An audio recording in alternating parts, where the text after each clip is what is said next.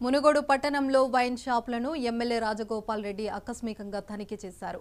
నకిలీ మందు అమ్ముతున్నారు అని అడుగుతూ మద్యం బాటిళ్లను పరిశీలించారు. పక్కనే ఉన్న పర్మిట్ రూమ్లను సైతం ఎమ్మెల్యే పరిశీలించారు. పర్మిట్ రూమ్లలో ఉదయాన్నే తాగుతున్న బాబులకు క్లాస్ పీకుతారు. ఉదయాన్నే ఇలా తాగితే బానిసలైపోతారని, కుటుంబ పరిస్థితి దెబ్బతింటుందని హితబోధ చేసి పర్మిట్ రూమ్ నుండి మందు బాబులను బయటికి పంపించారు. ఉదయం పూట పర్మిట్ రూమ్లలోకి అనుమతి ఇవ్వొద్దంటూ వైన్ షాపుల యజమానులను హెచ్చరించారు. అధిక తాగుడును నిర్మూలించడానికి మద్యం షాపులను పరిశీలించినట్లు ఎమ్మెల్యే తెలిపారు.